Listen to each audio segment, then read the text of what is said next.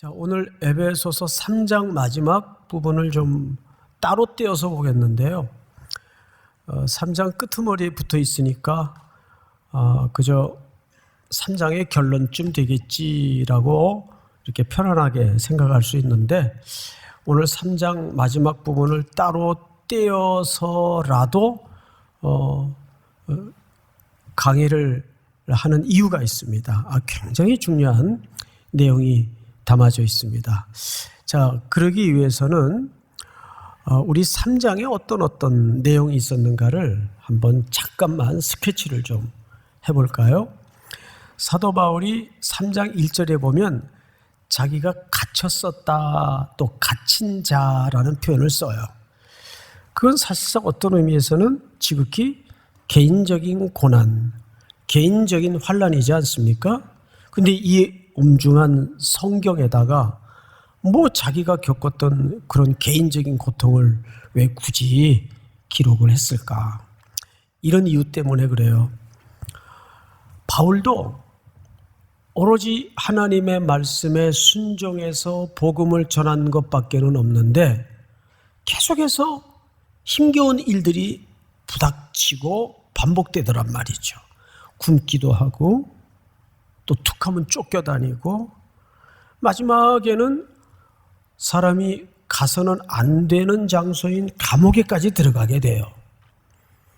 그러나 그런 것을 연거푸 거듭 반복해서 마주할 때 얼마나 성도였지만, 사도였지만 혼란스러웠겠어요. 이게 뭘까? 왜 내게 자꾸 이런 어려움이 거듭되고 반복되는 거야? 그러다가 사도 바울이 이 환난의 비밀을 알게 됩니다. 그것이 3장 앞에 부분의 이야기예요. 이게 나라는 존재의 개인적인 환난의 의미를 넘어서는구나. 놀랍게도 하나님이 계시의 비밀을 통해서 깨닫게 해주시는데, 하나님의 우주적인 경영에 자기의 고난과 환난이 한 부분 이유로 작용이 되고 있다는 걸 깨닫게 되었어요. 이 말은 왜 중요하냐 하면, 우리 청년들도 이런 일을 비슷하게 겪겠죠. 예를 직장에서도 그렇겠고 캠퍼스에서도 그럴 거예요. 이게 왜 자꾸 나한테 이런 일이 반복될까?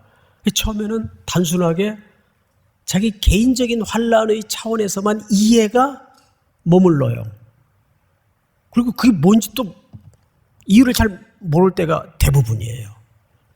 그러다가 어느 날 하나님의 계시의 비밀을 열어주듯 깨달음을 통해서 이런 경제적인 핍절, 개인적인 환난이 하나님의 큰 우주적 계획 속에 어떤 작용과 이유로 설정이 되어 있었구나. 그걸 바울이 깨달은 거예요.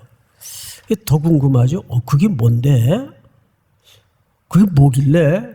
알고 보니까 교회와 이방인들에게 복음이 전파되도록 하나님이 끊임없는 환난의 공고한 어려운 길로 자기를 내몰았다는 사실을 깨닫게 되었어요. 그래서 나에게 닥쳐진 환난이 단순히 개인적인 차원을 훨씬 뛰어넘어서 이방인과 교회를 향한 하나님의 영광이 드러나게 하는 도구로 이 개인의 환난이 활용되었구나를 깨닫게 된 거예요. 그러면서 생명의 주께서 죽은 자 가운데 살리시는 그 능력을 통해 아들 예수 그리스도를 살리셔서 하나님 어디에 앉히셨다고 돼 있죠? 우편에 앉히셨다고 돼 있어요. 거듭 말씀드리지만 우편에 앉히셨다는 말은 무슨 뜻이라고 설명을 여러 차례 드렸는데, 상속자만이 앉는 자리예요. 거기 그리스도를 앉혔는데 더 기겁할 일은 우리를 함께 앉히셨다고요. 그 자리에, 그러니까 우리를 묶어서 그리스도와 함께 하늘의 유업을 잇고 그리스도와 왕노릇하며 그 상속자로서 우리를 거기에 앉히셨다는 이야기를 앞부분에 한 거예요. 그래서 이제 오늘 본문의 첫 절인 14절을 보시면 이러므로라고 시작이 되죠. 그러므로 내가, 이제 바울이 두 번째는 기도를 합니다. 기도. 그래서 세 가지 기도를 하는데 오늘 이 세 가지 기도가 굉장히 중요해요. 왜냐하면 그것은 우리 청년들이 평생 하나님 앞에 기도할 때 붙잡히고 붙들어야 될 기도의 제목이기도 합니다. 14절을 한번 보십시다. 이러므로 내가 하늘과 땅에 있는 각 족속에게 이름을 주신 아버지 앞에 무릎을 꿇고 빈다, 이렇게 돼 있어요. 자, 여러분 우선 15절을 보시면 이름을 주신 아버지라고 돼 있어요. 여러분 여기 이름을 준다는 말은 창조주만이 하는 행위입니다. 그 원리를 우리 인간의 관계 속에도 하나님이 슬쩍 묻어놨죠. 예를 들어서 제가 자녀를 낳았다. 그러면 그 자녀에 대한 이름을 누가 줍니까? 제가 이름을 주어요. 아무개 이렇게 이름을 주어요. 그렇듯이 하나님께서 이 세상을 만든 다음에 에덴 동산에 아담을 왕으로 두셨어요. 그리고 이름을 주는 그 권리를 아담에게 부탁을 한 거예요. 어떻게 하나 봤어요. 아담이 이름을 주었어요. 그러니까 하나님의 대리자로서 아담에게 그 역할을 맡긴 거예요. 그러니까 다시 말해서 성경 전체에서 이름을 준다는 말은 창조주만이 하실 수 있는 행위입니다. 근데 놀랍게도 오늘 15절을 보니까 그 창조주만이 할 수 있는 이름을 주시는 행위자인 하나님을 바울이 뭐라고 부르고 있어요? 아버지. 그분이 누구라는 거예요? 아버지. 여러분 헬라 말에 아버지라는 단어가 어떻게 부르는가 하면 한번 우리 따라서 해보십시다. 파테르. 좋아요. 다시 한 번만. 파테르. 이게 뭐라고요? 아버지. 그런데 여기에서 파생된 단어 하나가 뭐냐면 따라서 해보세요. 파테리아. 한 번만 더. 파테리아. 이 말이 아버지라는 파테르에서 파생이 됐어요. 파테리아. 근데 이 파테리아라는 말이 무슨 뜻인 거 아니? 족속이라는 뜻입니다. 14절을 볼까요? 그럼 이러므로 내가 하늘과 땅에 있는 각 누구에게, 이 족속이라는 말이 파테리아입니다. 그러면 자 이제 저를 보세요. 이게 사도 바울의 의도적인 언어 유희예요. 말놀이예요. 그러니까 하나님은 이 세상을 원초적으로 창조하실 때 아버지로서 누구에게 칭송을 받으셔야 하는 분입니까? 모든 족속에게.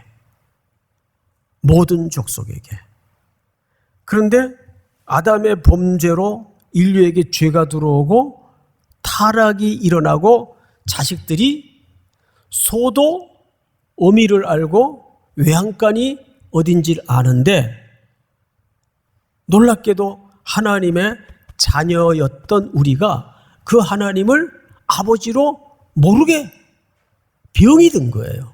죽은 거예요. 그러니까 이 표현 속에는 어마어마한 선교적 미션이 담겨져 있습니다. 그래서 파테르, 아버지, 그 아버지는 뭘 파생시켰다고요? 거기서 족속이라는 파테리아라는 단어가 등장을 해요. 그러니까 원래 하나님이 세상을 만드실 때는 이 천지 만물이 다 아버지로 그분을 높이도록 돼 있어요. 각 족속이 또는 모든 족속이 그러니까 모든 족속이 구원을 얻기까지 하나님의 일하심과 하나님의 열심이 쉴 수가 없는 거예요. 믿습니까? 자, 그 앞에 이제 기도합니다. 무릎을 꿇고 빈다라고 돼 있어요. 그런데 이상하죠? 원래 우리가 성경을 읽어온 바로는 유대인들은 무릎을 꿇고 기도합니까? 아니면 서서 기도합니까? 서서 기도해요. 또 구약 같은 경우에는 성전에서 손을 높이 들고 기도를 하죠. 보통 서서 기도를 해요. 누가복음에도 보면 성전에 바리새인과 세리가 들어가서 서서 기도하죠. 근데 여기는 왜 바울이 무릎을 꿇고 그랬을까요? 중요한 이유가 있어요. 여기 아주 깊은 기도에 대한 새로운 이해가 일어나야 돼요. 보통 우리가 기도할 때는 어떤 필요, 어떤 원하는 거에 따라서 기도할 수 있어요. 그래서 그 원하는 거를 얻어내는 결과로만의 기도, 단선적인 이해를 가질 수가 있는데 사실 그 기도의 한 면만을 본 겁니다. 진짜 기도는 하나님께 설득당하는 게 기도예요. 내가 이런 걸 원했지만 우리 그 모범의 사례를 겟세마네 동산에서 만날 수가 있죠.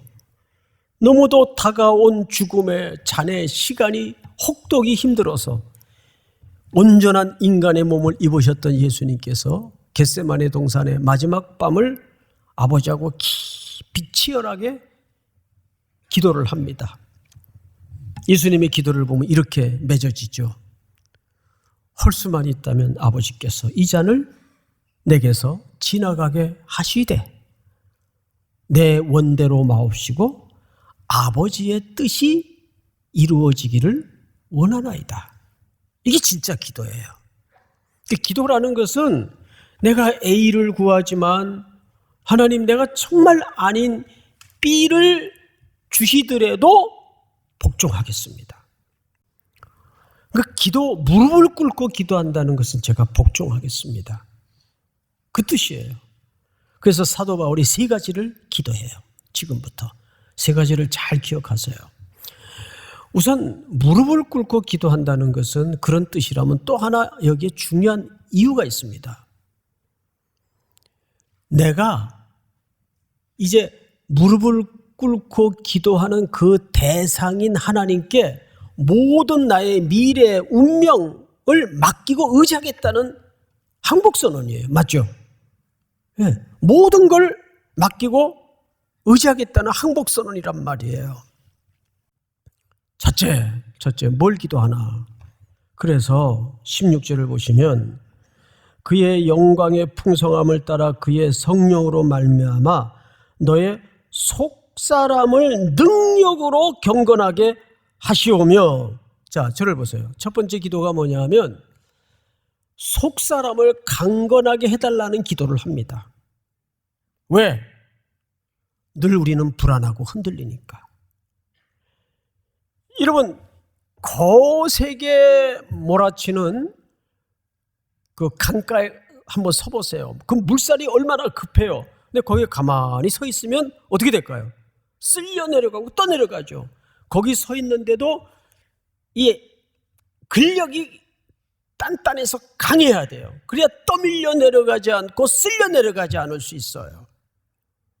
세상은 조금이라도 우리가 넉넉히 있으면 확 쓸어가려고 오만 미혹과 유혹으로 우리 청년들을 넘어뜨리려 하기 때문에. 그러면 속사람을 강건케 한다는 말은 무슨 뜻인가 하면 어떤 사람은 그래요. 요즘 무슨 템플 스테이션 같은 명상훈련, 수양훈련, 또 휴식 이런 걸로 우리 속사람이 강건해지는 줄 알아요. 어느 정도 흉내는 낼 수 있지만 근본적으로 그런 것들이 우리 속사람을 강하게 하지 못합니다. 성경은 뭘로 강하게 되는가를 이렇게 정의를 해요. 16절을 다시 보세요. 그의 영광의 풍성함을 따라 그의 성령으로 말미암아. 믿습니까? 우리 속에는 이미 성령님이 내주하시기 때문에 그 성령으로 말미암아 죽은 자를 사망에서 일으키시고 부활하시게 하시는 하나님의 성령, 그 성령으로 말미암아 에스겔 골짜기의 마른 뼈다귀들이 서로 연결이 되고 힘줄을 얻어서 하나님의 군대로 일어나는 것도 성령님의 역사였어요. 인간은 개발을 하고 훈련을 하고 수양을 해서 나아지거나 고쳐지는 존재가 아니란 말이에요. 내 속에 성령님이 주장을 하시고 성령님의 역사가 일어나야 돼요. 끊어야지, 안 해야지, 안 돼요. 자기 의지 가지고 안 돼요. 오죽했으면 인간의 의지를 상한 거미줄 같다 그랬어요. 만물보다 거짓되고 부패한 것이 인간의 마음이에요. 그래서 우리 속에는 나아질 아무 건덕지가 없기 때문에 성령님이 내 마음속에 들어오셔서 내 안에 사는 것이 성령님이 이젠 사는 거예요. 그분께 믿음으로 맡기는 거예요. 믿습니까? 두 번째 기도 제목이 뭐냐면 17절 우리 다 같이 한번 읽겠습니다. 시작. 그리스도께서 너희 마음에 계시게 하시옵고 너희가 사랑 가운데서 뿌리가 박히고 터가 굳어져서 능히 모든 성도와 함께 지식에 넘치는 그리스도의 사랑을 알고. 자, 저를 보실까요? 바울이 두 번째 기도했던 제목이 뭐냐 하면 그리스도의 사랑을 알게 하옵소서. 이게 두 번째 기도 제목이에요. 자, 사랑이라는 것은 이런 A4 용지에다가 빼곡하게 love is, 사랑은 나누는 것이다, 사랑은 참는 것이다, 사랑은 기다리는 것이다, 사랑은 배려하는 것이다. 그리고 달달달달 밤새 외웠어. 그럼 사랑 끝? 다 된 거예요? 사랑이 말이나 학습이나 암송으로 완성이 되는 겁니까? 여러분, 사랑은 몇 가지 특징이 있어요. 사랑은 경험으로만 배우게 돼 있어요. 그래요, 안 그래요, 여러분? 다시요. 사랑은 경험으로만 배우게 돼 있어요. 그림에 폭포를 봤어요. 이야, 되게 멋있겠다. 아, 여기 한번 가봤으면 좋겠다. 그래서 그 폭포 앞에 갔어요. 옆에 사람이 뭐라 그런지 소리가 안 들릴 정도로 그 물 쏟아지는 그 폭포 소리에 그 물줄기를 눈으로 직접 봐요. 2D로 보다가 4D로 본 거예요. 4D. 예? 이 느낌이 같을까요? 다를까요? 다르고 말고요. 근데 저 밑에 보니까 그 폭포 밑을 지나가게 하는 유람선이 하나 있어. 나야가라에 가면 그런 배들이 돌아다녀요. 배를 타고 우비를 뒤집어 쓰고 이제 그 폭포 밑으로 들어가와요. 그러면 4D로 보던 거하고 차원이 같을까요? 또 다를까요? 또 달라요. 완전히 달라요. 우리는 사랑하면 로마서 5장 8장의 말씀처럼 십자가의 내 죄를 대신해서 죽으신 그 사랑만 외우고 있어요. 그래서 우리의 하나님에 대한 사랑의 이해는 갈보리 언덕에만 머물러 있어요. 그런데 성경은 뭐라 그래요? 19절을 보시면 그 너비와 길이와 높이와 깊이가 어떠함을 깨달아 그랬어요. 깨달아.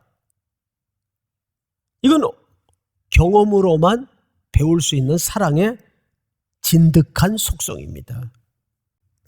그래서 성경을 잘 보세요. 뭐라고 성경이 써 있나? 여러분 18절을 잘 보세요. 능히 모든 성도와 함께 그랬어요. 자, 앞을 보실까요? 사랑은 교회라는 공동체 안에서 경험하고 배우는 겁니다. 교회는 완전한 데가 아니에요. 상처도 받고 상처도 주고 문제가 많아요. 거기서 그리스도의 사랑을 훈련하고 연습하는 거예요. 믿습니까? 그래서 여기 18절에 보시면 능히 모든 성도와 함께 그리스도의 사랑을 알고 그런 거예요. 마지막 세 번째로 바울이 뭘 위해서 기도했나?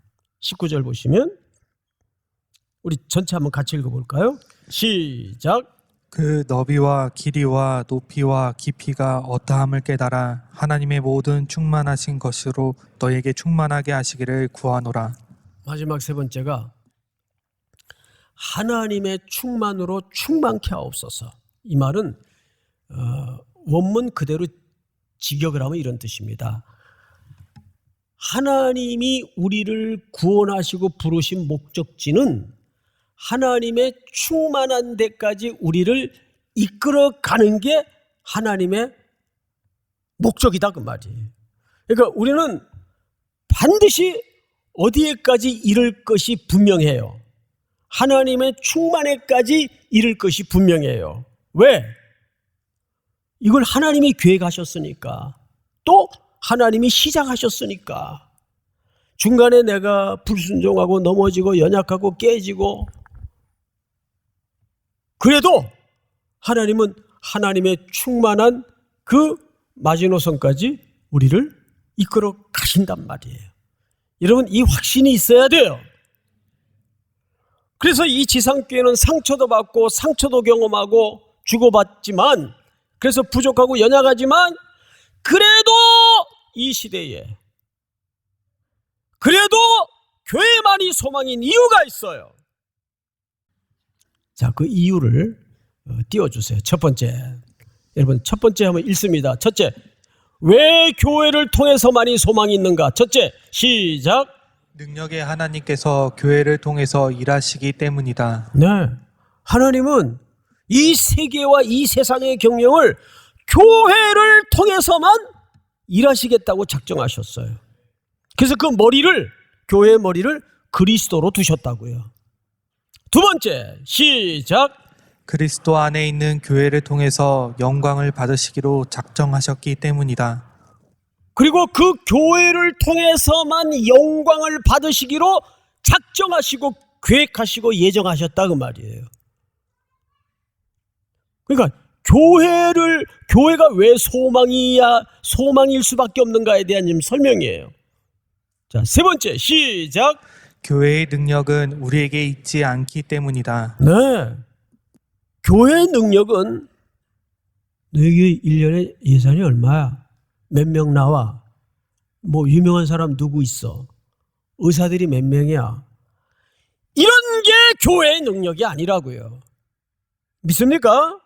교회의 능력은, 그래서 우리에게 인간의 어떤 조건의 교회의 능력이 있지 않아요.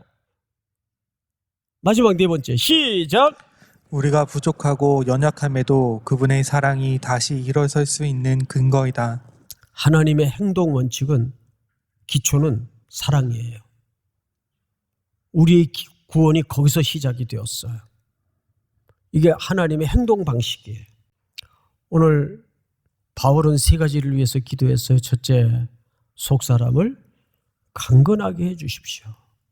둘째, 그리스도의 사랑을 알게 해 주십시오. 셋째, 하나님의 충만한 데까지 우리를 이끌어 주십시오.